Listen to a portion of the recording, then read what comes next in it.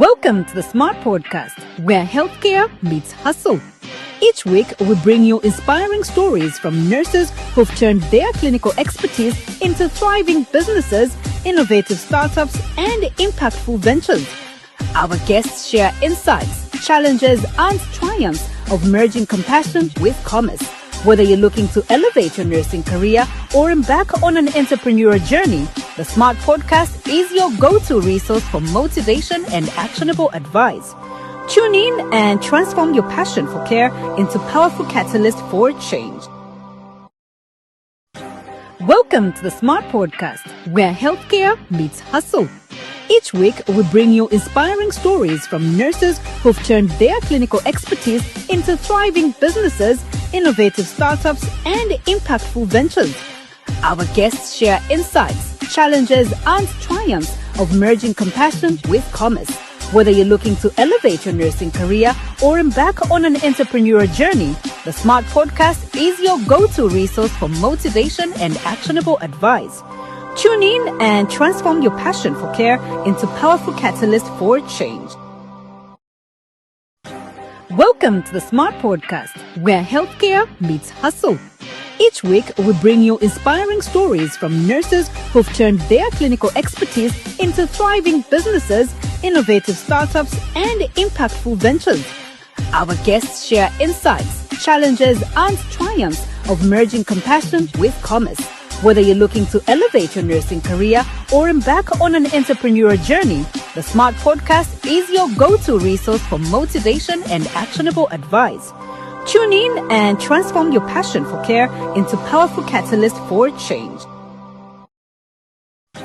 Welcome to the Smart Podcast, where healthcare meets hustle. Each week, we bring you inspiring stories from nurses who've turned their clinical expertise into thriving businesses, innovative startups, and impactful ventures. Our guests share insights, challenges, and triumphs of merging compassion with commerce. Whether you're looking to elevate your nursing career or embark on an entrepreneurial journey, the Smart Podcast is your go-to resource for motivation and actionable advice. Tune in and transform your passion for care into powerful catalyst for change. Welcome to the Smart Podcast, where healthcare meets hustle. Each week, we bring you inspiring stories from nurses who've turned their clinical expertise into thriving businesses, innovative startups, and impactful ventures. Our guests share insights, challenges, and triumphs of merging compassion with commerce. Whether you're looking to elevate your nursing career or embark on an entrepreneurial journey, the Smart Podcast is your go-to resource for motivation and actionable advice. Tune in and transform your passion for care into powerful catalyst for change.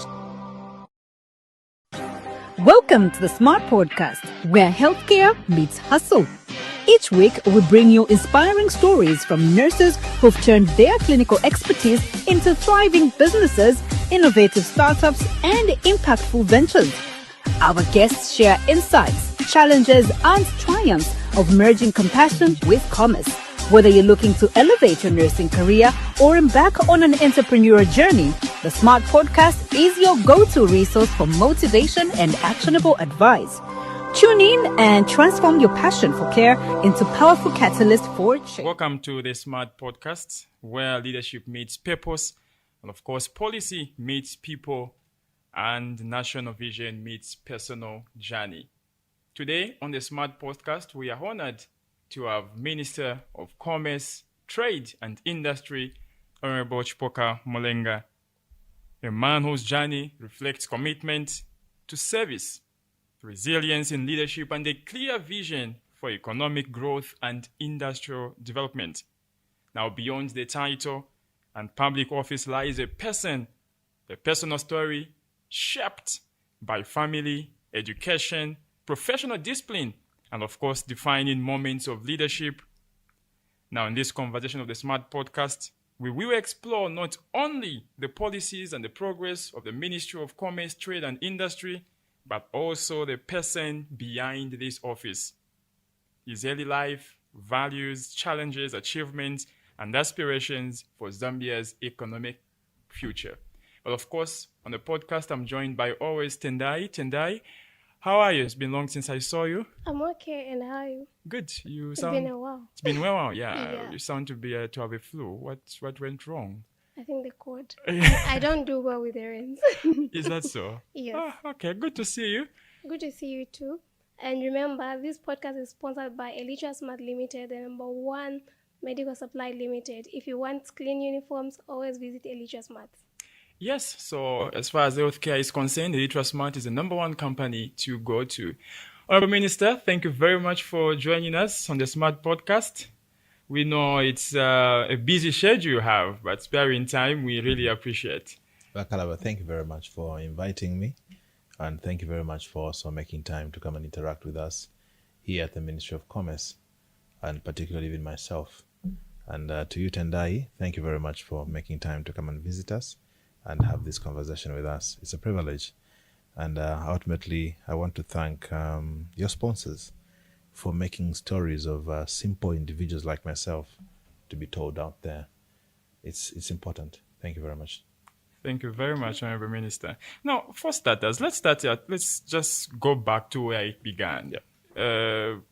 We know you're from Chingola, but were you born in Chingola on the Copper Belt? Where was your childhood? Yeah, it's a very good question. You're profiling me a little bit, huh?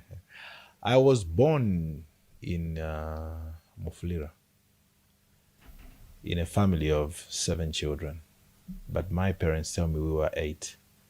We lost our 3rd born. I never saw him. And I'm the 6th. But usually I say I'm the 5th because I never saw the other one. The other one. Yes, No, yeah. yes. I was born in Mufulira in Malcolm Watson Hospital. My father worked all his career, his lifetime in the mining industry. Yes, my father did mechanical engineering. And we are 5 boys. The first and last are girls, so 7 of us. Wow. Yes. And I was privileged that my father had an all right job in the mining industry, and we lived in an okay environment where a number of things were available for us. My father's focus was always to make sure that we did well in school. No matter how much house chores you can do, how much you can go to the farms, if you failed in school, you are never his friend. And he was very aggressive, more than you think, very, very aggressive on that score. Sometimes he was even quick with his hand, if you don't do very well. Yeah, and with his hand and belt. But one thing that you can never take away from him is that he gave a reason why he did what he did for you to understand. And some years back, he used to have a good time after work with his friends. But no matter how much he comes late, even if he was having a bad time with his friends, he always made time to interact with us. Even if we were sleeping, he would wake us up and find out how the day was. I'm telling you the truth, he would wake us up. How was your day? Can I look at your books? He always made time. And one thing that amazed me was, my father is still alive, by the way. He's still there. Should be older. Yes, he was born in 1949. Wow. Yes, he's in his late 70s. Yeah, my mother she was born in 1954. Yes, so we just have, on our birthdays, we have 17 days apart. I was on the 10th of November, she was on the 28th of November. Wow. So he always made time that he interacted with us, and the weekends, those were days that he spared for us. We did the gardening together, we walked together. He used to take us, some time back in Mufulira, we used to have, near the Hindu Hall, there was even a theme park. He always made sure he took us there. So the bond between him and us was very strong, still is very strong. And the mentorship was very important. So, but one thing that I can't take away from him, 2 things actually. He was very committed to making sure that we did well in school. And he was there to support himself. My dad, from primary school up to the time I was in secondary school, he never forgot mathematics and arithmetic. He could work with us. Yeah. I think the second thing that he was so strong about, even if he missed church himself, he would wake us up to make sure that we went to Sunday school, we went to church, and it was an amazing upbringing. We bonded so well. My mother was so keen in making sure that we did the house chores. We went to the small fields to farm, to cultivate. We were 5 boys, so we did all the gardening ourselves. We did all the house cleaning. Even if I'm to cook a recipe for you, Tenda, you must be very good to beat me at it. Yeah, because my wife loves even my cookings. Wow. She enjoys it. My father used to cook for us over the weekends a lot. And I think we've taken that from him. I think all of us, the boys, we can still cook for our families. He used to do that. So these are the things that I think he imparted in us. And then other thing was family values. You know, it's now that we are raising kids, only wife and children. We never used to live like that. And that's one thing that I also do. I bring in a lot of my relatives' children to bond with my children. And I also send them for holidays to interact with them. We were about 7 of us children, but we used to live more than 16 in the house. My mother's brothers could be with us, my father's sisters and their children. We lived together. We ate from the same plate. That just gave us a proper sense of familyhood and proper bonds of relationships, which was very, very important for us. And I think it's something that I really appreciate. And if I ever did well at school, as an average student, look, I would lie to tell you that I was the best of students. No.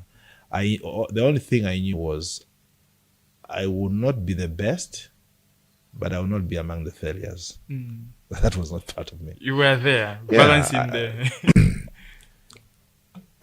Look, even if I did that, it's a message I got from home. So the message that we tell our children is very important. And my father never taught us to distinguish or segregate between who we hang around with. You know, he never. Everybody ate from our father's house.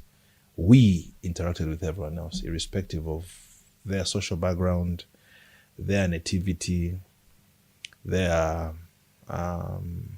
cultural background or religious background. We just lived as one. There was no tribe that was segregated in any way. We just lived as one. Our parents taught us that, and I really believe the message that parents tell children, it just goes into them. Yeah, he never taught us to be superior than others. He never taught us to be below anyone else. So even me, when I interact with people, I endeavor to make sure that I treat anybody in the best way I can, as I want to be treated. And that's why I don't even take it lightly for anybody to come and intimidate me because of whatever thing. That I don't take it that lightly, because I just value everybody that were there. So family background is good. So of the 7 of us, I say, like I said, I'm the 5th for a certain reason. Yeah, our firstborn, she's a pharmacist. We've got a 10-year age difference between my firstborn sister and I. And the second-born is deaf. She's a pharmacist. She's lived in Botswana many of her years. She's still there. Wow. The second-born is deaf. He's a carpenter. Like I told you, my father, because you are deaf doesn't mean that you just be staying home. No ways. And he finished grade 12. Yes, he finished grade 12 all the way through at Munali Secondary School here. He finished his grade 12. When he finished, he went to do carpentry at Ndola Vocational and Rehabilitation Center near the stadium there. Yeah. The third born did electrical, at Notec, and he worked for the mines for a number of years. He left the mines. He's working with my father. My father has always had an SME, so they've been working together, an engineering company. He's been working with my father. Then the fourth born did agricultural science at the University of Zambia, then with NRDC. He's working here. He lives in Lusaka. Then it's me.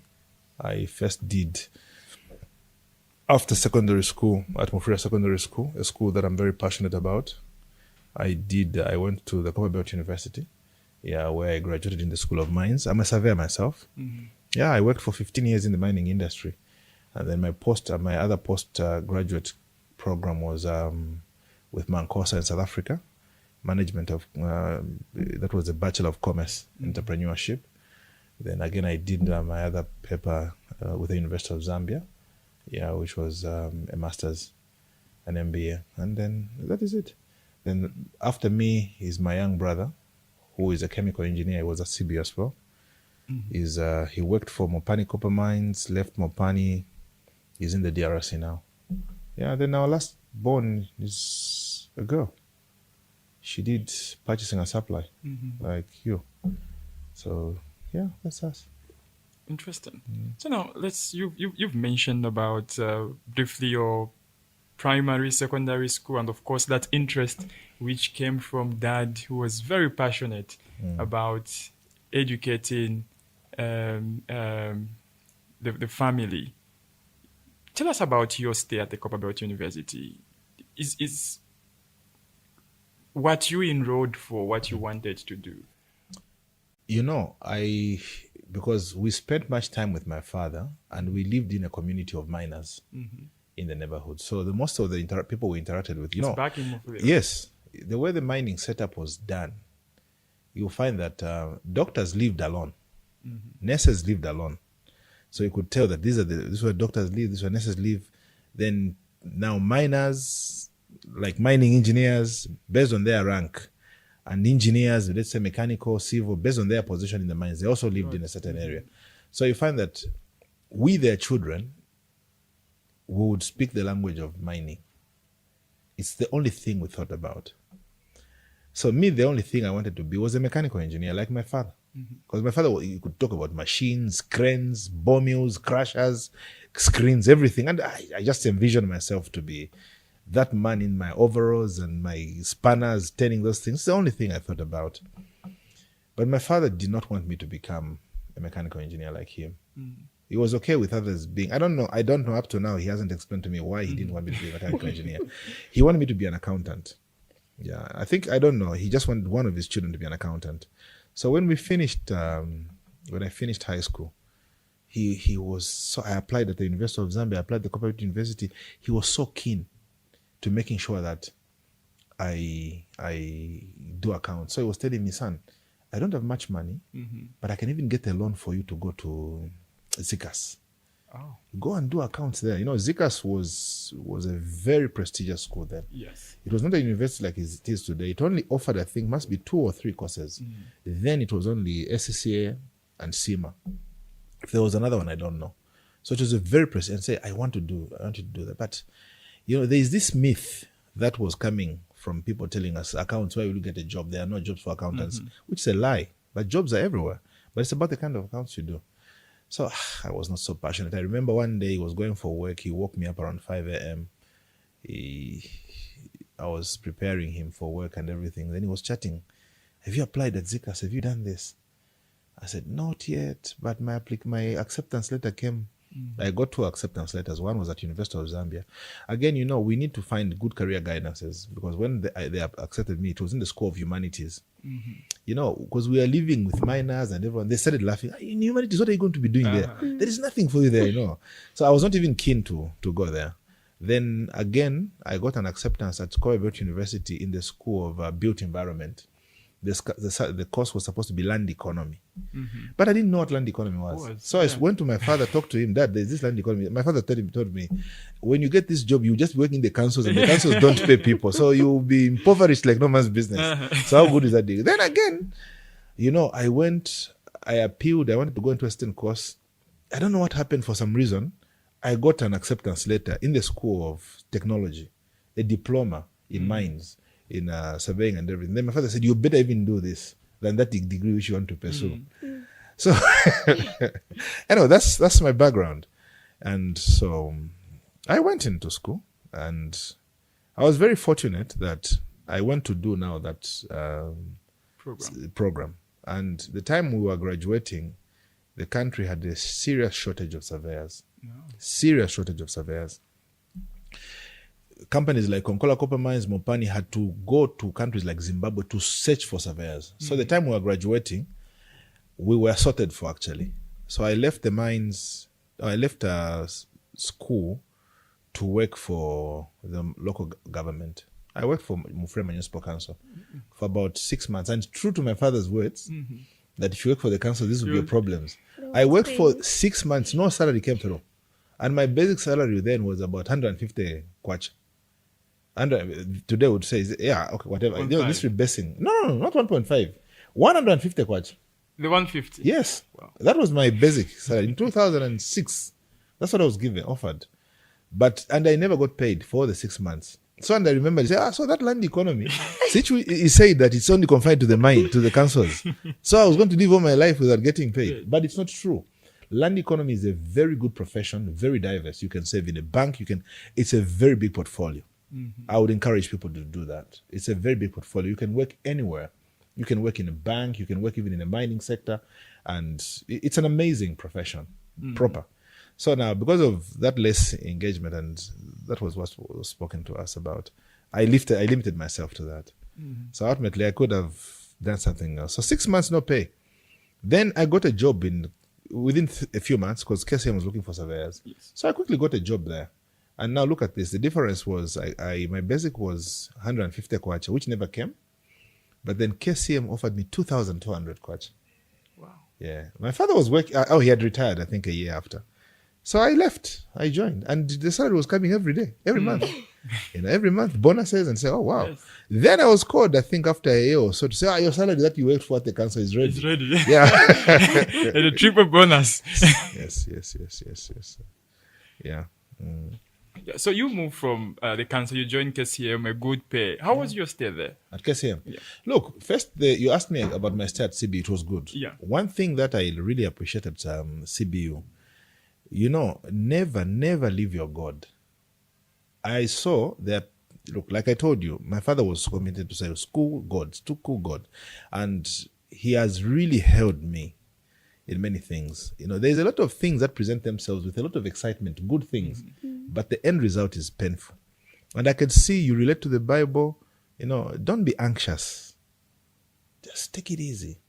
And you saw the anxious friends, they lost out. Others never graduated. Others who graduated, they are dead today because of excitement.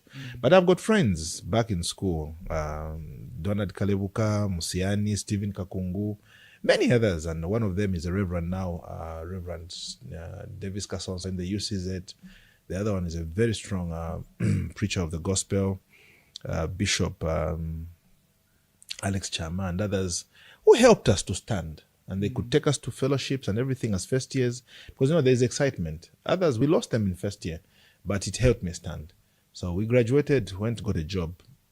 From 150 kwacha unpaid to 2,200. If you with bonuses and everything, you could get 3,000, 4,000. By then, it was a lot of money. So when we went there, it was a good stay. I went in young, and I had a very good boss, Mr. Samuel Muhango, who always told me that, you know what, you are young here, and as you have come young, it's your time to make mistakes in the first 3 months. Ask as many questions as you can ask. Beyond that, we'll treat you as an adult who should do nothing but give results. He was a very strong man, but he taught me how to do my job, and he taught me how to be responsible. And then I also had this man, Aaron Sakala, was so good in supporting me. But the friend that I've always had was Jala Nabombe. We were together in school. But surprisingly, Chala was one of the best students in our class. But I was lucky I got a job even much earlier than him. When we came, we worked together, and we're still very much in touch. We could interact on a number of things. Again, what keeps you the most is the favor of the Lord. At work, I could get some certain, challenges here and there. Even from within colleagues. But one thing I realize is you don't need to fight people. They'll come fight you, do a few things. Don't do that. Perform, deliver. Just deliverables will speak for you. It's something that just kept me going. And I had a very positive interaction with friends at the mining industry. And after a while, I was lucky. I got elevated as head of survey for 3 shafts. I did capital development projects, a number of them underground. Much of my life was underground. Yeah, I had a lot of exposure. Then from there, again, I went into 1 shaft. It was interesting as head survey there.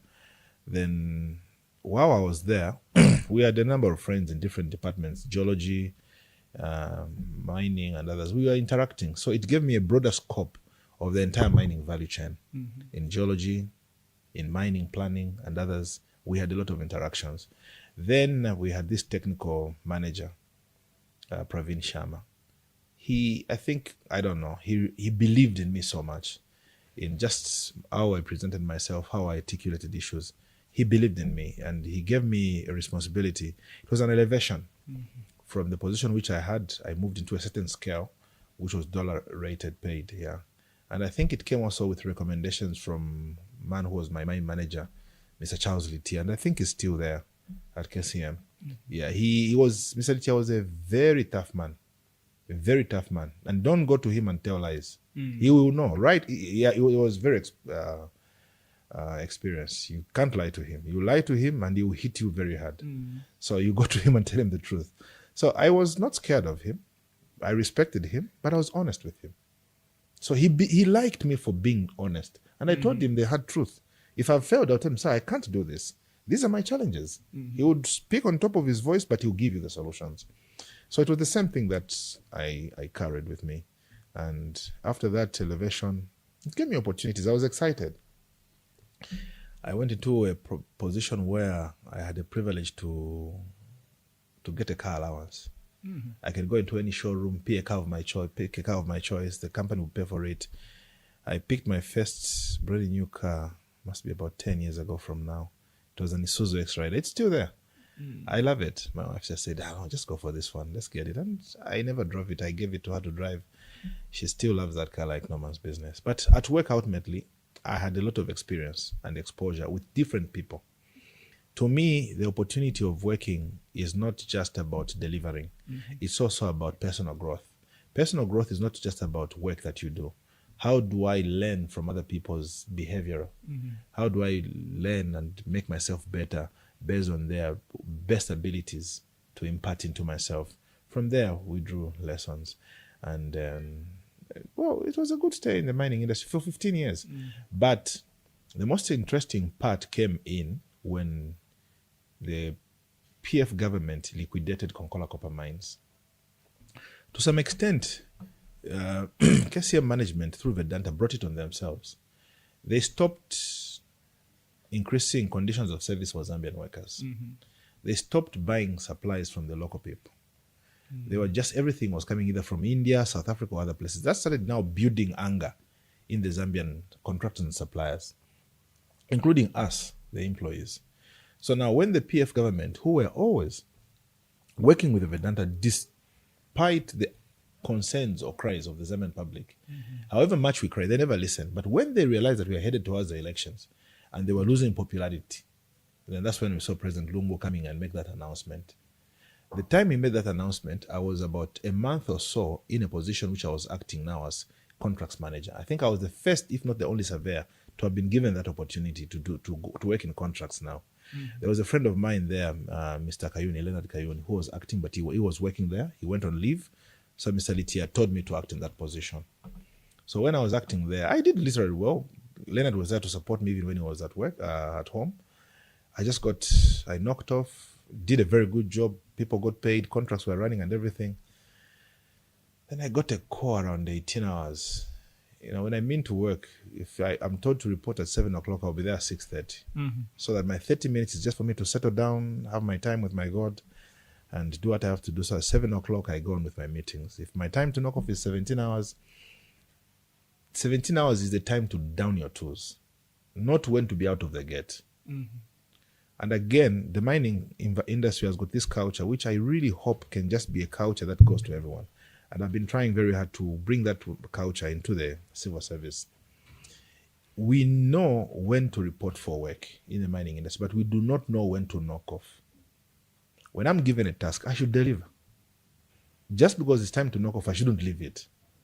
I should first deliver. So even when I go home, when my wife, my children say, I say, it's worth it. Not mining, but I've not given results. Because in the mining industry, they will not allow you. When a machine is broken down, you only knock off when it's fixed. Yes. That's how you knock off. If there's need for you, and look, there's equitable rewards there. If you need, they'll pay you your overtime, they'll pay you. Yeah, but now I was at a scale where I don't get overtime. Yeah, because I was on duty. Yes, I was on duty 24/7. So, but it was just in me to really deliver. So this day I left work because we had a lot of things to do.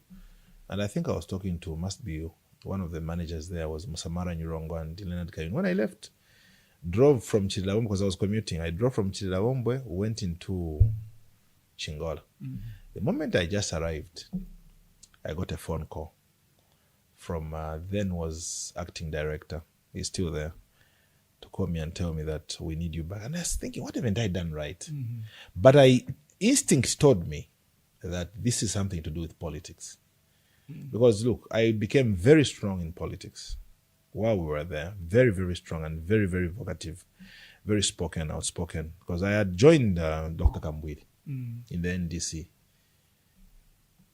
So when he decided to join the PF, I said, no, I can't.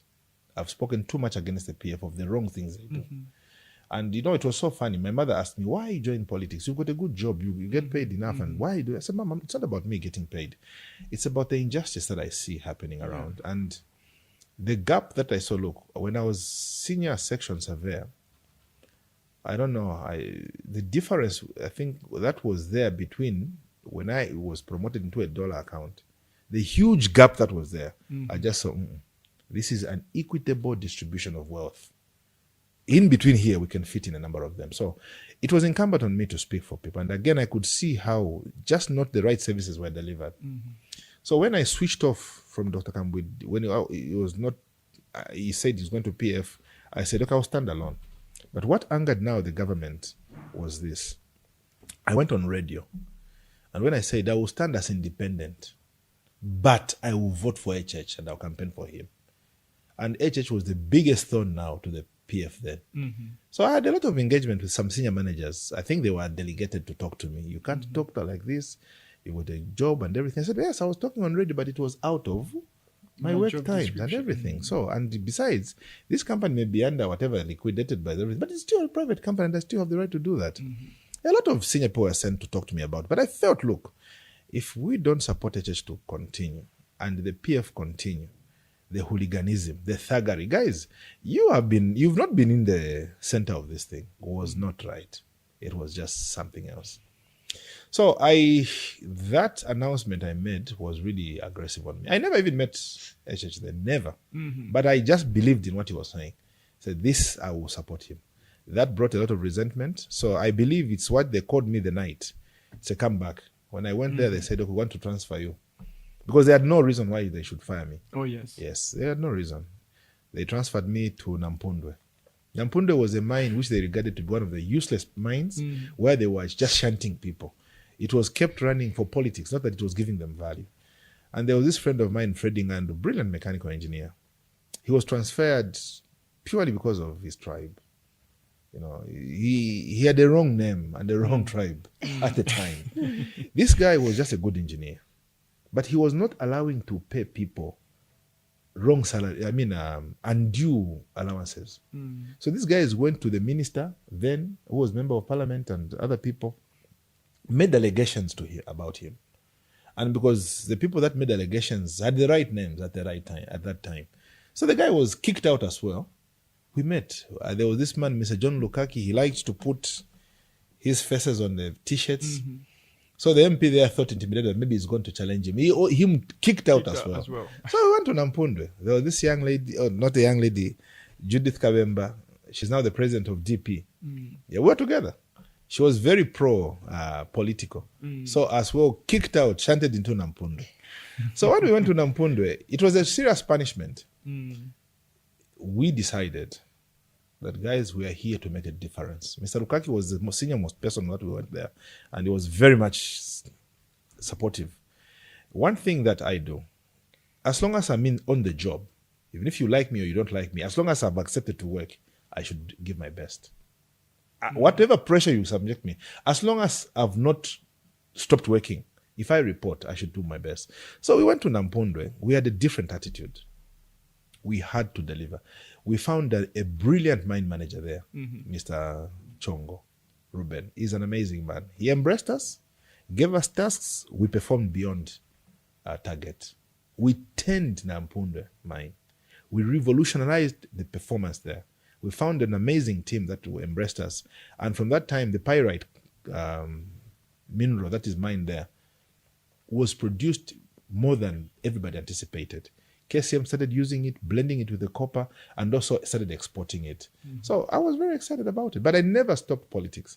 They kicked me out of there because they thought I was having access to radios every time. So they wanted to put me in Nampunde where I could not have access to radios. But deliberately, God was so gracious. I refused to stay in Nampunde. I was staying in Lusaka and Maken. When I knock off, Lusaka has got access to televisions, many radio stations. It was there. And I think I did a certain debate on Bill 10. I don't really know. I think that's where President H saw me from. Because the first time I met him, he showed me that video. Said, look, these are the young men I want to work with. And you speak with eloquence, well-informed. Why are you wasting yourself? Well, let's work together. And I really loved what he said something to me. And from there, I believe that this man, I can describe him in 3 words myself. He is consistent. For the 23 years he was in opposition, he was very consistent. And the words that he was consistent with, he's feeling them. He's resilient and he keeps his word. So it was an interesting one. So because of the time now, when I was in Nampundwe, I think I posted a picture of myself and him that I took from his home on my Facebook page during COVID times. The following day I was called and I was declared redundant. So when you declare somebody redundant, the position cannot be filled. But the moment I was declared redundant, the position was filled. So lawyers started calling me, this is money now. You can make money out of it. Let's sue KCM. And I say, look, I think my vision is something else. But look, I thank God. That was my stay there. I did do a lot of lessons. Here I am. And then fast forward, Tendai, Honorable is appointed as minister under the UPND government. So how did you receive that news that you've been appointed? Well, Tendai, I'll say this about how I received it. One thing that I want to say, not to bring politics in your podcast, this president is, like I said, he's a man who keeps his words. I was not promised anything. Or maybe you anticipated it enough that it would come at some point? No. My desire was to be a member of parliament. That was my desire, to be a member of parliament. And focus say, I want to be a member of parliament. And when we went into the elections, I knew that if I become member of parliament and the president doesn't win, it's going to be a hell run for me. It was going to be a hell run for me. So I went in full throttle to making sure that the president wins. Then only I can serve my people successfully as member of parliament. That was my preoccupation. So when I won, I was happy and I was excited. So when they were even calling out ministers, I was not even bothered to say, will my name be there or not? I had achieved it before my MP. We are happy. We had celebrated it. There was this man, Mr. Shapi, who came to my house. We were talking, praying together. Then I saw my wife just coming, running from the bedroom. And you've been appointed minister. Your name has been called upon. I said, me? It was like, so we switched on the TV where we were seated actually to read. And it was this PVR thing. So we rewind. We had to rewind. And we saw, I said, not that boy in a minister. How? So I thank God that he saw it fit that even a simple me, a miner's son from Mufulira, from Chingola, from underground, 3 shaft, from underground, 1 shaft, from underground Nampundwe, could serve in a very prestigious yet responsible position as Minister of Commerce and Industry, which to deal with the economy. So I really thank God. And I don't know whether I can describe it as a surprise or a shock. I don't know. Because I never saw it coming. But this man I was with, Mr. Shapi, said, look, he said, did you expect? I said, no, I don't know. So we sat to pray and just to thank God about it. So when I went to my phone, I found about 10 to 12 missed calls, landline. I tried to call them, they couldn't call back. Then it came again. When they said, is this? Yes. We're calling from Cabinet Office. I didn't even know what Cabinet Office was. We're calling from Cabinet Office. You are invited for the swearing-in ceremony tomorrow. I think that was the 16th of September. Yeah, the swearing-in tomorrow. Please don't put on a red tie. Just put on a dark-colored tie and everything. Yeah, so you expect, please tell us whom will you be coming with. Please just suggest a name. So I said, this thing is real. It's not an ox. It's not a hoax. It's real. So we started preparing ourselves and we drove into Lusaka. I met him. You were back home? Yeah, I was in Chingola. Oh, wow. Yes, I was in Chingola. So we drove the whole night. We said, guys, yeah, I took on my suit, which was bought to me by my elder brother, my immediate elder brother. Mm-hmm. I said, okay, this is the one. Then the tie, yeah, okay. Let me not mention the person who got it. So we drove and we came to Lusaka. I think that was the second time I was meeting President HH like this closely. Wow. Because the other time I met in elections, it was so busy, but that was the second time I was meeting him closely. And while we were there, I really admire and have a lot to learn from his work ethics. While we were there, just in the swearing ceremony, he was giving instructions. People didn't even observe. He said, congratulations, Minister, but whether you like it or not, you and I tight. From here, you go to the office, make sure that industrialization is key to us. And he was serious. He just right there and then. Industrialization is key to us. You understand? While we were doing those pictures, he was giving instructions. I said, this man is working like he's a mine manager now. No? Where us to start? Yes, immediately. And from there, immediately from the swearing-in ceremony, I came here. Yeah, I came. The guys, the team welcomed me. The PS, Chipoka Mulenga, and other team directors, they ran me through. And my instructions to them were clear. So it's not coincidental that we are seeing these industries coming on board right now.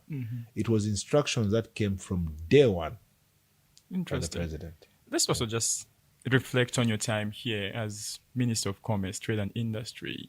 From the 16th of September, the time you've been sworn in, you're in the office in the afternoon, and you've had a one-on-one with your PSs and workers to start. What has been one of your most satisfying moments in this ministry? Satisfying? Yes. I can't really pick one point and say this is the most satisfying moment. But what I can tell you is, beyond the achievements that have been scored in industrialization sector, is the people beginning in to believe in the vision of the president, where everybody must work as a team. Because even as a Ministry of Commerce, look at the fertilizer industries coming on board, the Mulungushi textile that we are going to be opening, the battery plant that we have set up, the electric cables that are being processed, the steel plant that has come on board, the NCZ that is coming on board. For us as a ministry to achieve that, it's a collective responsibility from other ministries. That is something that he has made sure that we do as a team. All of us in cabinet, we have got a role to feed into one success. And to now bring that from cabinet into the ministry was not an easy thing. Because it was believed by my teams here that you can report at 7 o'clock, knock off at 16 hours. But what are your deliverables? You know, so deliberately now we started shifting the way we do business. Because my president, I don't know what time he sleeps. For 02, he will be giving instructions, things like that. So you would look on your message on phone at midnight. Just to check. Yes, you see him online. You want to sleep? How will I sleep? He's online. You know? When 01, you see that last scene, then you can say, okay, now I can sleep. Then now. you just see a few pop-up, hours. say, Minister. And he remembers, say, Minister, what is happening with Mulungushi Textiles? You can't respond at 07. You say, oh, Mr. President, there is this challenge and everything. Then he'll call you. Oh, yeah, but why are you having this challenge? Can you talk to this one? Can you go to sort of just like that? So I realized, to him, it is work after work. How often do you speak with the president? Oh, well, as and when it is necessary. As and when it is necessary. He's my boss, not my friend that I can talk to every time. But as and when it is necessary, you know, he engages a lot of times. And I engage when I've got my limitations.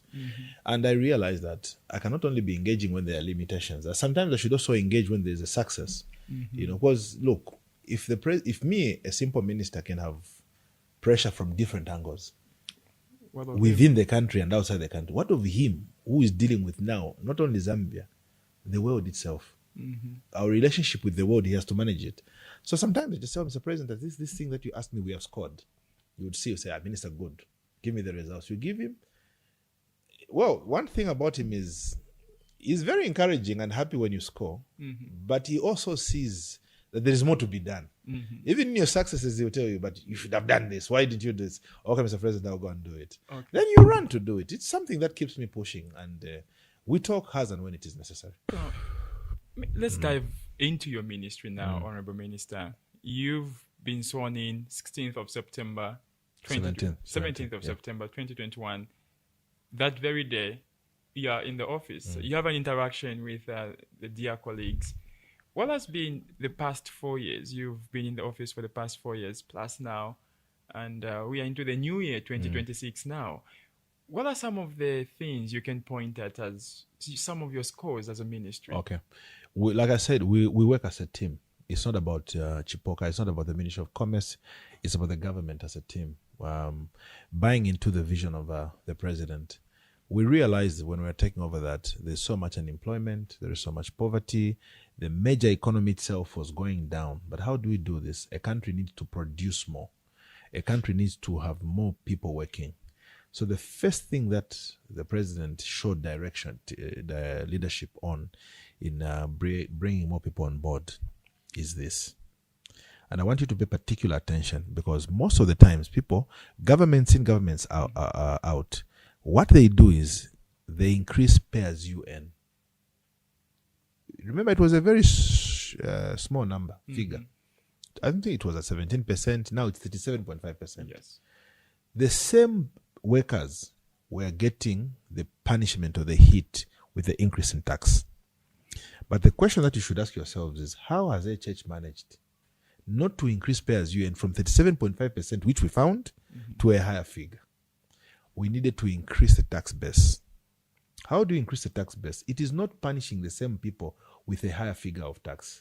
It's bringing more people on board working. Then from the more people, you can still get what is already there and still put more money in the treasury. That's why you saw we've been very aggressive in the civil service recruitments. Now there are more nurses than you were. Now there are more doctors. Now there are more police officers. Now there are more people who are working to make that tax. But you may challenge me and say, it is the same government that is using money to pay them, and then you are getting from them. So what tax base have you increased? It's a very simple thing. Where are we getting the money that we are paying them? It is those brand new VXs that we were buying. It was very normal. When a V8 reaches 150,000 kilometers, you have to buy a new one. Yeah. Mine, the one I'm doing, is going to 300,000 kilometers, but it is fully functional, can take me to a place. He said, Chipoka. So in 5 years, these VXs can list 300,000 kilometers. So they can buy me two and personal to order. When I leave, I buy them. What are we doing? Let us save money. One of those VXs, is over $130,000. Now the cost is not even in buying them. The cost is maintenance for those vehicles. It's about 160 liter tank, 4.5 liter machine. They have to go for service. That's where the cost is.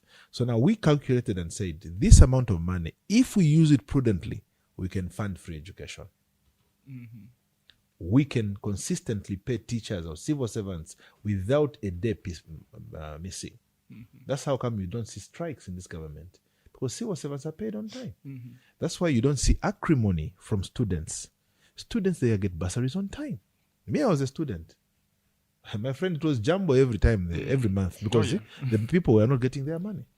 Consistently getting the right resources for the treasury into the right places where it should go.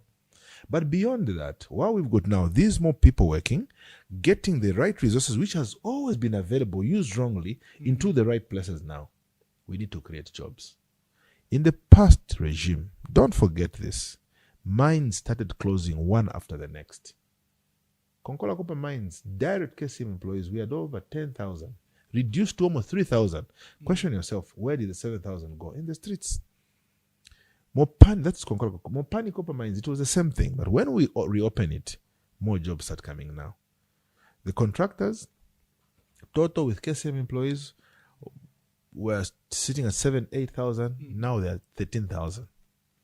Mopani came back on board with brand new jobs of 2,700. FQM, which was at the verge of leaving, brought in more jobs with a $2 billion expansion project. Same thing with FQM. Now, how do we expand the tax base again? Let us now start setting up our own industries. The message you gave me on inauguration. Yes. We can't diversify our economy from mining into agriculture. If we are importing fertilizer every time, if we are importing tractors, let's start producing our own fertilizer. But what is the low-hanging fruit? Nitrogen chemicals of Zambia. Our government put in $6 million to set up a blending plant, which has created over 300 new jobs in NCZ, new taxpayers. It's no need to increase your tax. What do? Let us set up a brand new company that is going to manufacture fertilizer, United Capital Fertilizer. Don't call that company as a Chinese company. It is our company because Workers' Compensation has invested into it. Your money is there. What has happened into that new company? 10,000 direct jobs are there. No need to increase your tax. New people, players on board who are manufacturing products, creating money. Instead of now us being the net importer of fertilizer, we're the net exporters. We're exporting to the all neighbors of our country. And we are excited and happy about it. But beyond that, going to Kafue itself, which was almost a ghost town, we are setting up a plant through Baobab, Mount Facility Economic Zone. That plant you are seeing there is going to be assembling tractors and other cars. New jobs being created and bringing the threshold. We have the capacity to assemble those in Zambia. Yes. Look, capacity. Zambians are well educated, well exposed, only that they were never given an opportunity. And if we don't have the technical skill to do it, the same Chinese, the same Americans, the same British who are bringing them here, they'll stay here, teach us, they leave, we continue. So these are the things that we are doing. That's why now in the industrialization agenda, we are very aggressive. We only had 2 companies to process copper in this country. Zamefa, which Bakaunda set for us. Then under the MMD, towards the PF time, Newcomb set up. But they were only performing at 20 to 35% capacity. Why were they doing that? There was no government policy to compel the mines to sell copper to these companies. They were buying Zambian copper in London and in Dubai. Then it starts coming back. They start processing cables. It was expensive. Newcomb was shut down and opened in Dubai. HH gave me a responsibility. Go and talk to all the mining industries. The first right of refusal should be copper given to Newcamp and given to Zamef.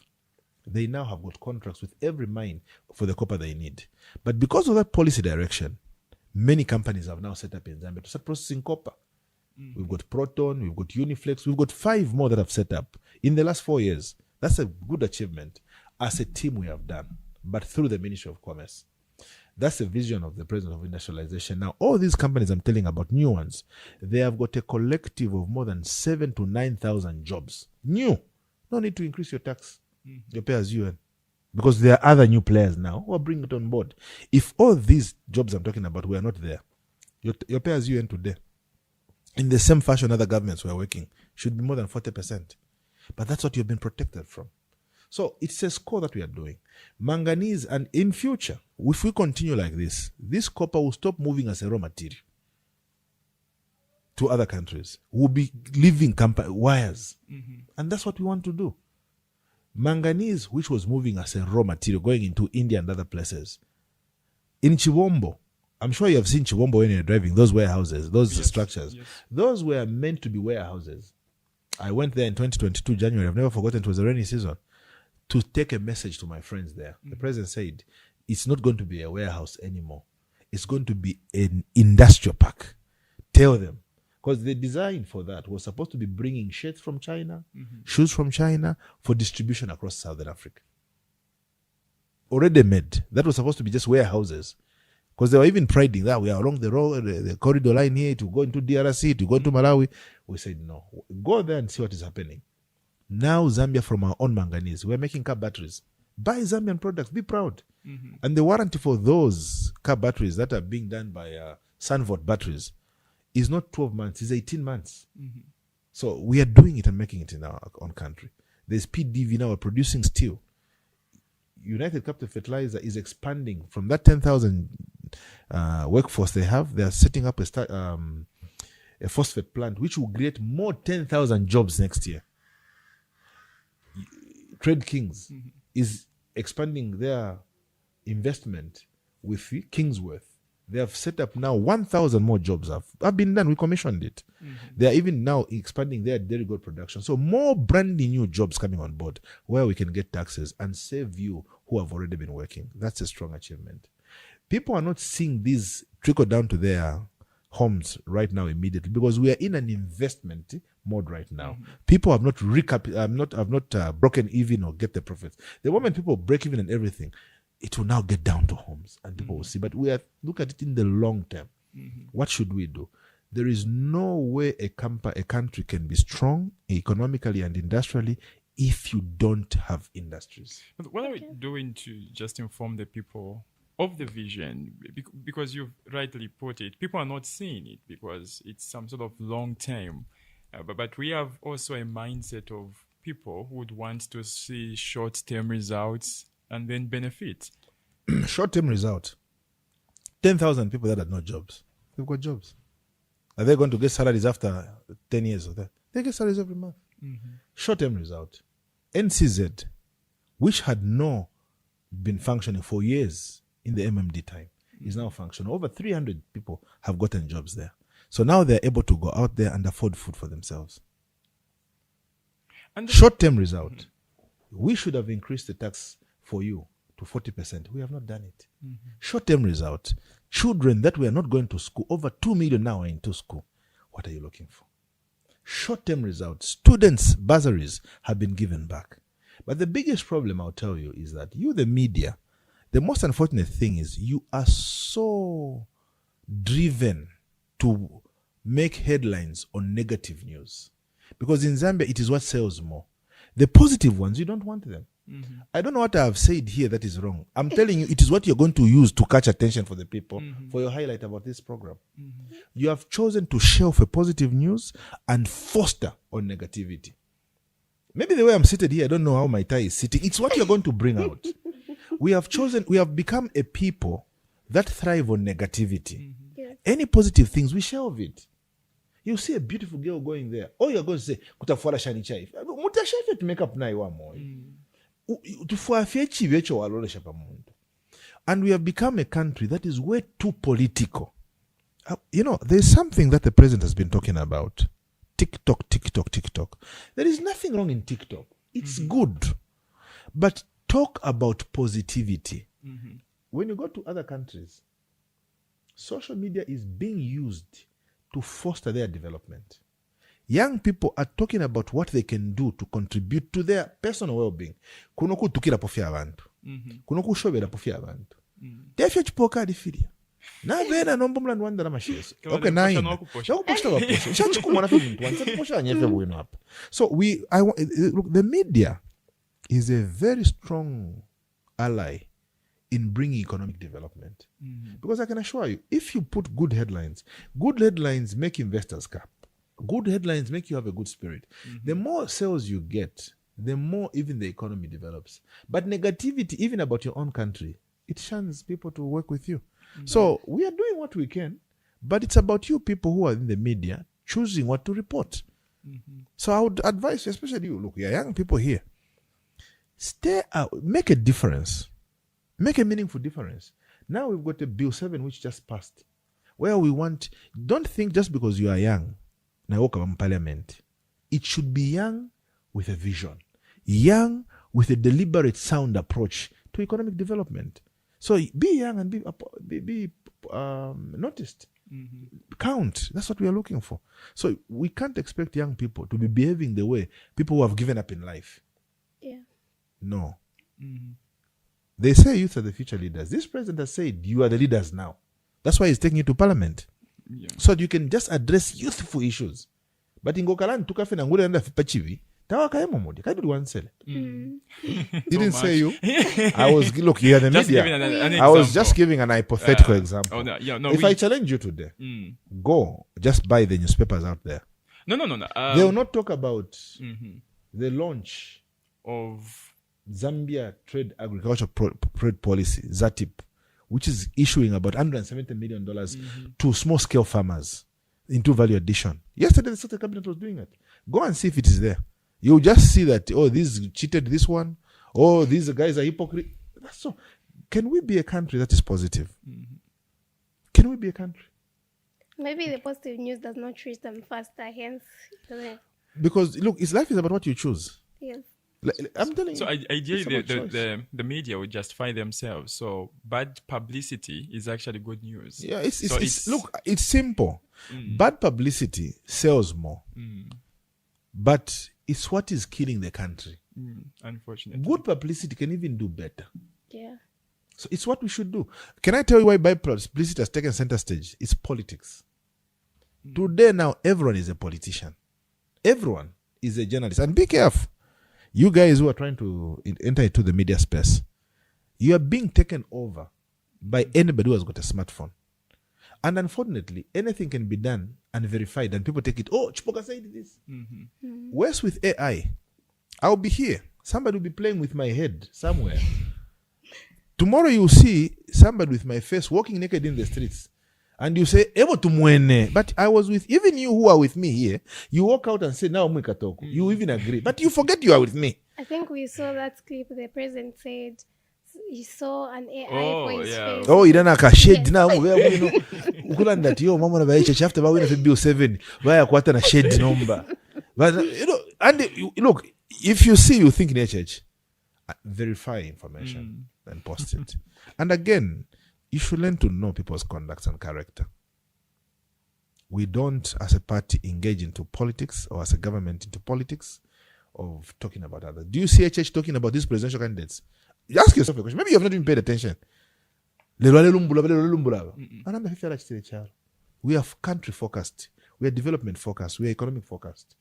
Ishira ndati te bonse mu UPN ditaba. Kwa mubaba. Nabe malimwa kudabusha. Akueba fete no wachiraiba akushika. But does not mean that for 12. 1, 2, 3 people will be there. Yeah. But our focus is value addition, economic growth. Okay, those are great successes, Mr. Kalwa, don't you think? Yeah, indeed. I think And- the ministry is doing quite more. We are seeing Zambia go further. Yeah. It will be, look, let's work together, guys. The country will be a different place to live in altogether. Because for many, look, the industries that were closed in the MMD and other regime are a key to our future. But we're getting that back. We can't be importing everything. We should be exporting a lot. And only import from our friends what we don't have. And they also import from us what they have. And by the way, you should know this. We are not in competition with any other country. We're just doing what is good for us. We even buy from the DRC what we don't make. And we are not going to set up an industry because DRC is producing to us. No, we will buy from them. We want Botswana to buy from us because they don't have what we have. And we will buy from them what we don't have. We are not in competition with anyone. We just want to do what is right for us. Just as well, Honorable, we've spoken about the successes. I think back around a year or so plus ago, we heard stories. I think the president has even given a directive about the Mulungushi textiles. What's the story there? Is it part of the challenges the ministry is facing to revamp the full operation of Mulungushi textiles? What's the current status? You know, there is a message that HH likes to say. Conflict anywhere else is conflict everywhere. I will give context to this, and you pay particular attention. Do you know where we used to buy fertilizer from before we set up our own fertilizer? Ukraine, Russia, Saudi Arabia. With the war in Ukraine and Russia, can you buy your fertilizer? So the conflict somewhere is a conflict with us. That is how bad it is. But we thank God we've got our own fertilizer plant. Now coming to Mulungushi Textiles, the port that we are using to bring in the equipment is Beira. Beira is where Mozambique. When our cargo arrived at Mozambique, we should have launched Mulungushi Textiles on 28th November. Unfortunately, This year? yes. We're even making these people who are saying, no, they're behaving like the MMD and the PF who were only opening it for elections and close it after it closes. Do you know how much money we have spent into Mulungushi Textiles today? $140 million. Removing all the old equipment, putting brand new equipment. When Mozambique went to elections, you know the civil war they went in. All our trucks were marooned there. It's what even spiraled that fuel shortage we had in our country. Yes. All our trucks were taken there. It took 2 to 3, 4 months to get our things move. So that is a delay we moved into. But we are trying to work at speed so that we get things done. And our focus was to make sure that as our people are grappling with energy, new industries don't depend on energy from ZESCO. The same way Capital Fertilizer is producing its own energy, Mulungu should produce its own energy. About 40 to 50 megawatts of power, but they only need 20 megawatts. They should have put up a proper solar power plant with batteries to run. But now, if we are going to do that, we can push this into April or May next year. We want to do it before the end of this year or early next year. What are we going to do? We end up using ZESCO power line. So we have brought in gensets and some certain cable that we've imported to make sure the plant runs. Now, every equipment is there. The tie and die was supposed to arrive last week. Let me just make a follow-up. I think it is in. So we can even do test runs. I invite you to come and do test runs with us so that you see. I don't want you to buy that beautiful material you have on you. Now it will be made here. Okay. Don't shun buying Zambian products. Be happy to buy Zambian products. Because Mzambia, what they had to do, you just want to buy what Adams But and Smith sometimes did. don't you think Zambians will hike the price way too much, hence us fellow Zambians will fail to buy it? Now let me address the challenges that we have at the ministry. The deliberate behavior of ourselves, making a killing on things that we do. Sometimes even investors that are coming to Zambia, they are pushing prices way above affordability. Look at the solar panels. Look at the gas stoves.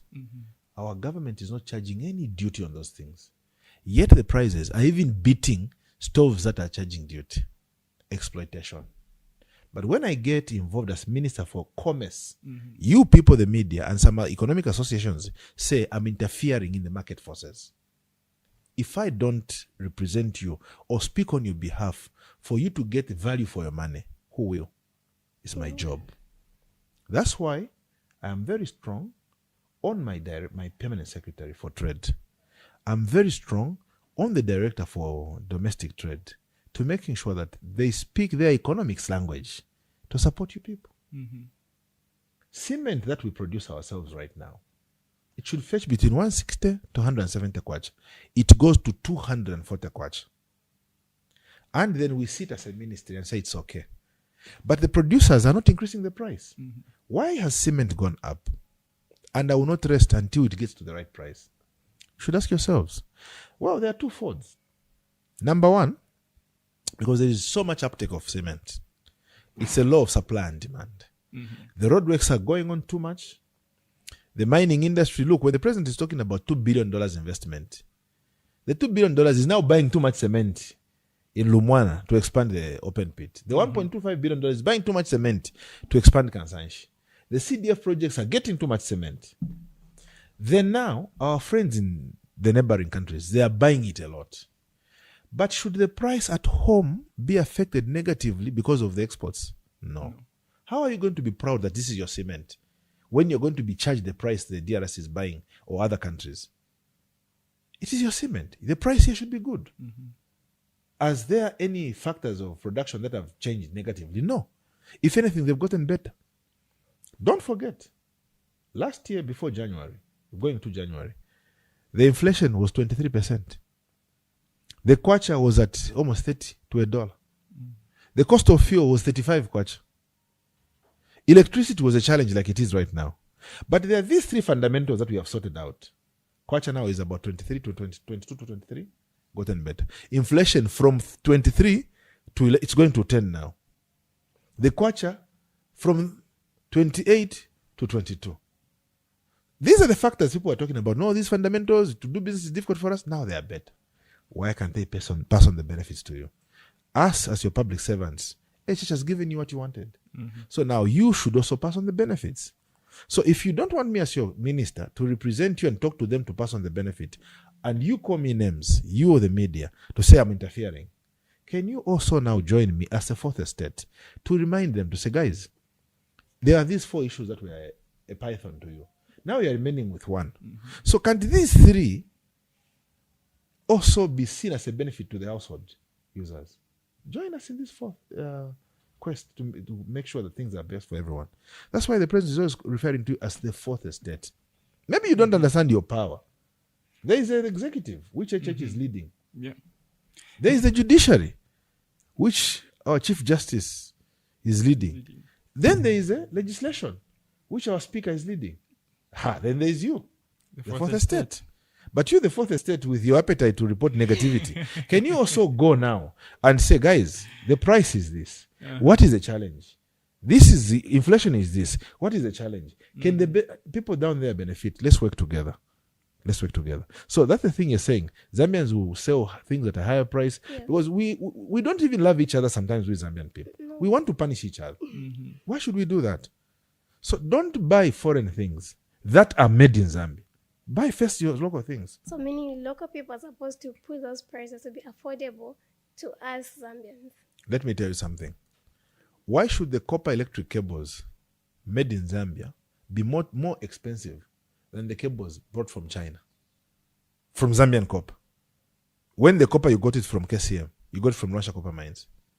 Those are questions you should ask yourself. Yes. Because they were complaining to say, no, we buy back from London.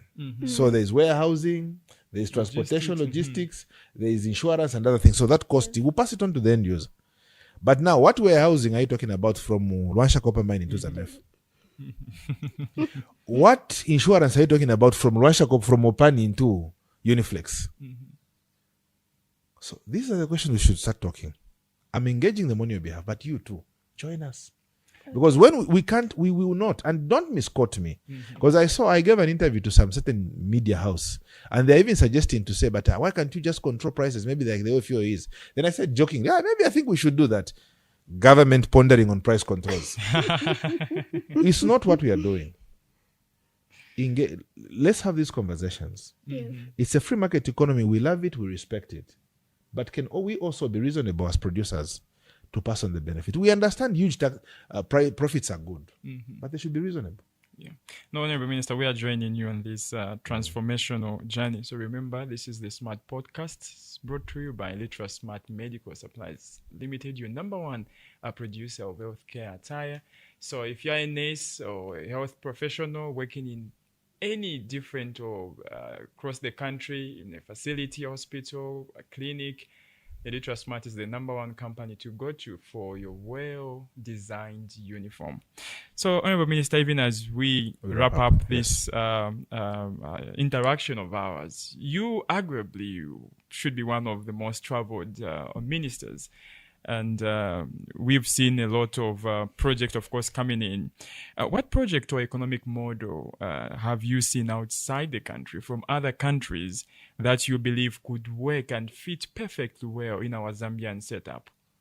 Well, it's a mixed economy approach. There's this thing that people love to say. They refer to us as capitalists. So I was very deliberate to say, let me understand capitalism from a Zambian point of view, not from a textbook point of view.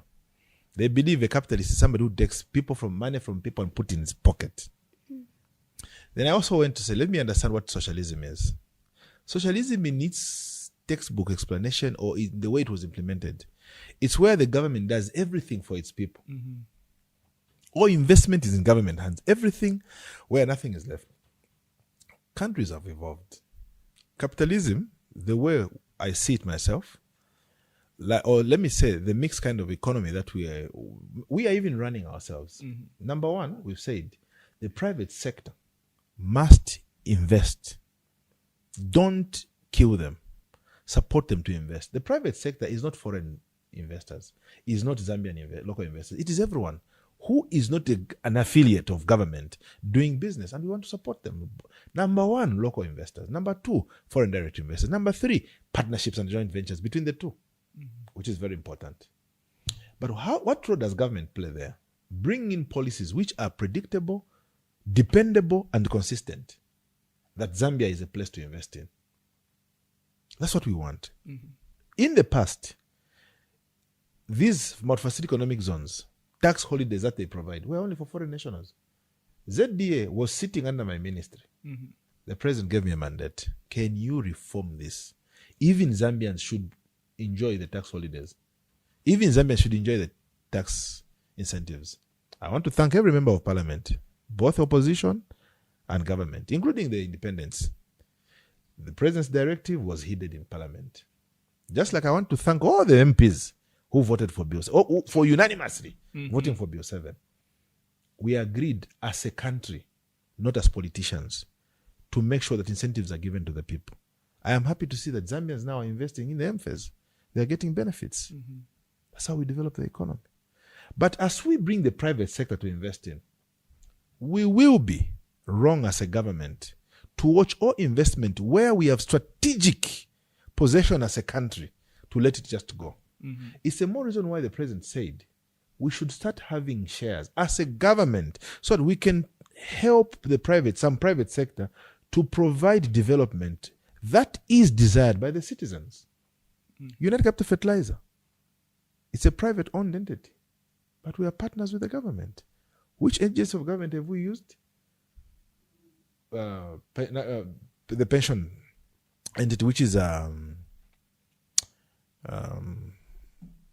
sorry, how do I forget? Not NAPSA, but compensation. No. This equivalent to NAPSA, I mentioned it earlier. Workman's compensation. Yes. Workers' compensation is an investor in UCF. Look at the mines. The mines are good, but these policies can be resisted entirely if the private owners, with enjoying the policies, are not engaging with government. Through CCM Investment Holdings, what have we done at Mopani? Don't forget, all the shareholding that Zambia had, the most was 20%. How can you only have 20% and pride to say this is it? We have increased our shareholding to 49%. And we're not putting in any money. Even in these shareholdings that we are doing. Do you know what we are putting in? The resource. It's our copper. It's our land. So should I pay even for my land? Because can the investors survive with their money and their technology without my copper? What have we brought to the table? We've brought the copper. We've brought the technology. And I was asking the president, President, if you want to land, will these investors accept the Chipoka? Will these investors survive without my copper? They've got their money. How good is your money if you can't grow it with a resource? I will not survive with their money. I will not survive with their technology. They will not survive as well with me. Let's partner. So this is what we are doing. So, okay, when you hear the Minister of Mines talking about the 40 tenements, meaning the 40 parcels of mine, which have got about gold, uranium, lithium, and other things, they're different. So we have specifically said, okay, Russia, you want to invest, come, but we'll partner with you. You bring your money and technology, we'll put in the resource. America, come, we'll do the same. England, come. Botswana, come. Saudi Arabia, come. Japan, come. We partner. Then now, we have a stake in it. Why are we doing this? In the past, Zambians used to complain. All our resources are taken out of the country. The only thing that remains are taxes for the people. We don't want that. The president is smart. He says, if we want to make our country wealthy, the gain is in the metal price. Don't have 40% of the land, have 40% of the copper price. Are you getting this? Yes. It was never happening, guys. But this man, that's what he's saying. Let's have a share in the metal. Ila uranium ile, ila copper ile. But ingashitisha leo mfuato copper number 11,000. We should 49% of 11,000 yandi. Not salary fee. Imumo alandefa 49% of chilandi chilaba kwa tapari. How good is the land if it doesn't give you value? It should give you value. So this is what he's doing. And this is where now we want you young people to get, what is he talking about? Is there a sense in this that he's saying? Is there a future for us? And if there is, now come on board. Let me say in conclusion, colleagues, because we have to part now. The proportional representation. People who are hypocritical saying they love the youths, they want to work with the youths. But they have never been deliberate to get youths in parliament. You can't put a constituency and say, constituency na putula yakwa youth. Then he will not focus on the youths. He will focus on Fuebakote, you young people and others. Then it will kill the rationale of youths being in parliament. Now, what has this bill, this law done? Youths should focus on youth agendas. What do youths need? How can we create jobs for them in the next 5 to 10 years?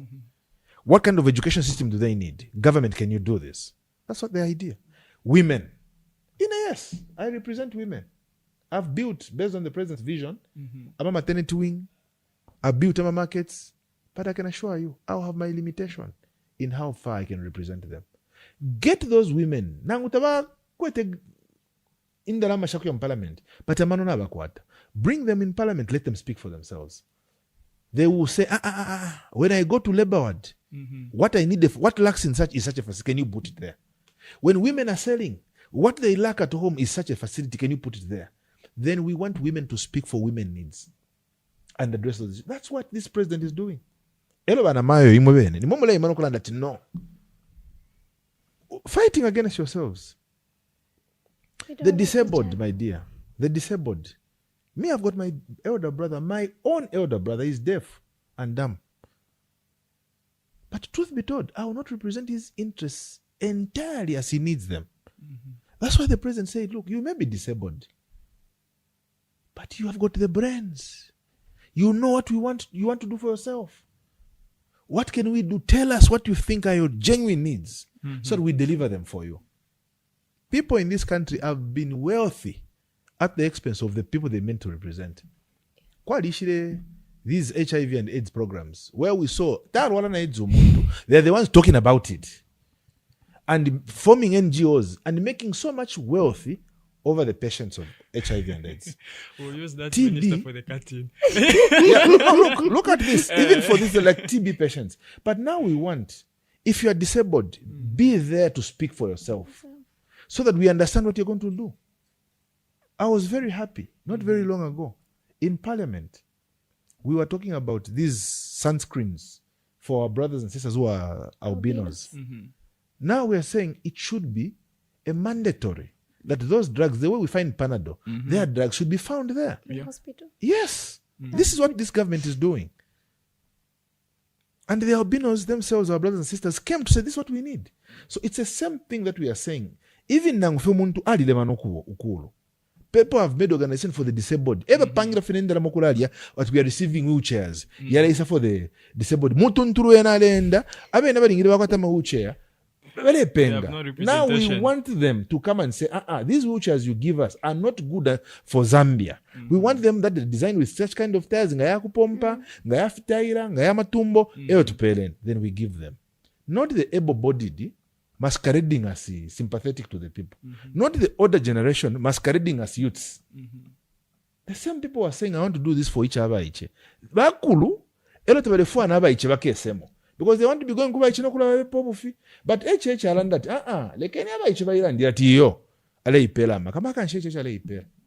and I'm glad in this constitution no single thing touches presidency. Zero. Because if it was HH who said let's extend anything to do with presidency, but everything it has got to do with you and I. So the thing he has brought on board is good for us. Now look at the lies that are there. Mukamana ma constituency. Akaputula fe ukwine kwa afuma na nkwisoko. Efe mwale mweva natingateke chalo akalaso abakateka fe mu cabinet yako bakumwako. Ne boko nafuma. Bakabusoko bafuma, banarumangoko bafuma. He has brought everyone together. And why are you not even chastising me? Imo bakalaba imo. Bakalaba. Why are you not chastising me? Na iwe mukashana mumba. In this ministry, my PS whom you found here is Waria. The other guy you saw there was Moaba. Why didn't you say, you minister, in your ministry, why do you have But it's not about a name. It's not about where you come from. It's about your content of character. It's about your ability to deliver. That's where we should judge ourselves, my people. So I call upon us, especially you young people, one Zambia, one nation. Let's build Zambia on a strong principle and foundation. Support this president. He means well for this country. Even in this bill, pay particular attention. Don't listen to the lies they were telling you, but they're acting otherwise. To you, they were telling you wrong things. But when it comes to vote, because they know it will benefit them. Did you see? See! But us, we were consistent from the onset that this is the bill. And when we went, we voted in that direction. Consistent. So believe. Interesting. Thank you very much. Thank you. So on a scale of 1 to 10, we've heard just last question. On a scale of 1 to 10, how would you rate your performance? Look, I will be very much unfair to myself to start using scales to say 1 to 10 and everything. There is always a lot to do. And our life is a work in progress. But we are very happy with what we have done. But we strongly believe we can do more. Okay. We can do more.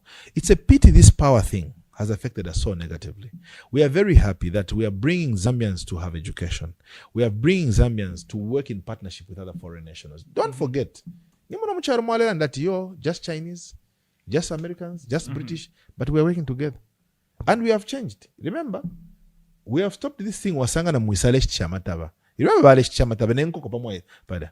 Those businesses should be left to you and I. Them, they should bring only value addition. But ultimately, we are committed to serving and we will do more. But most importantly, we need to bring the country together and we will build a resilient economy. Interesting. Thank you very much. Interesting. Quite good scores. I'm sure family has been helpful. I can't do it without them. Every day I wake up, I see their smiles, keeps me going. Interesting. Yes. You mentioned your wife enjoying your I met cooking. I met her when I was at school at CBU. Maybe that's one of the biggest achievements I should tell you. Yeah. Yes. Share how you met your wife. I didn't only get a qualification from there as a surveyor. I also got a wife from there. Interesting. You know, life is about the decisions you make. In the girls' hostel, I don't know if they still call them that. The boys were calling it a zoo. You know what a zoo is? Yeah. Do you know what is found in a zoo? Yes. Me, I decided to call it a lily valley. Yeah. So when I went into the lily valley, I didn't go to the zoo. I went to pick a lily, and the lily is a beautiful thing. I picked one.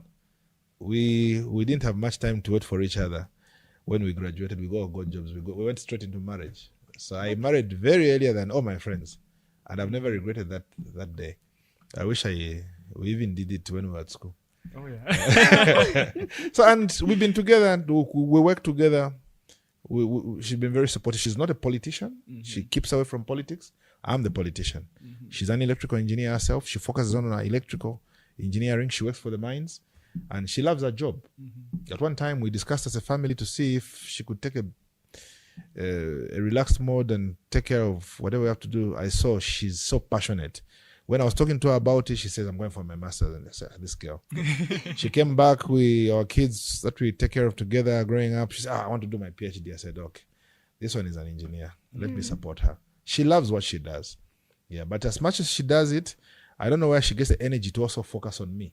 I can be a handful. But she knows how to manage me. So I really respect her support, and she's a strong support. You spoke passionately about religion, church, God values. Are you a pastor? No, I'm not a pastor.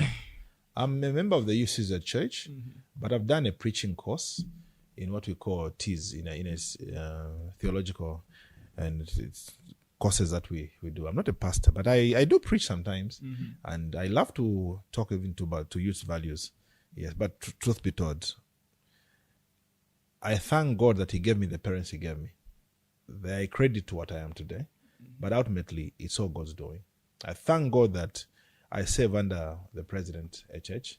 I learn a lot from him, not just as minister, as a person. He talks patience. He inculcates that in us a lot, and he preaches love for everyone. Beyond yourself. You know, because when you're a leader, you get to focus more on yourself and what you'll achieve first. I said, look, leadership actually demands that you should eat last. He's a man who doesn't get paid. So there's a lot that we draw. But ultimately, God's grace, I've seen it in my life. And people can say words, can do things to sabotage me or to sabotage anyone. But the peace I just get, guys, when Christ said, the peace I leave you is not like the peace that the world gives. You must experience it for you to feel it. It's amazing.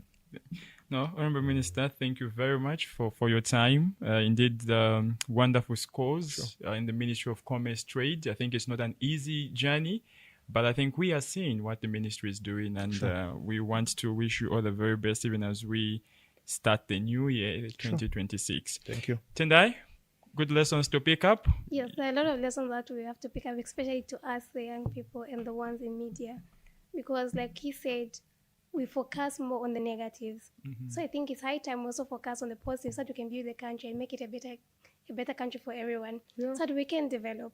Yes, it's just a matter of paying attention, being better informed, and not so much relying on hearsay. So, are you taking time to read? Are you taking time to meditate on the things you are reading, and what are you conditioning yourself to? Especially on this Bill 7, if you looked at what was posted on social media and then you compare from what he has said, you'll be able to say, okay, most things on social media are more on the negative part. They have not taken time to read what's there and what has been planned for the country. So we need to take time and read it.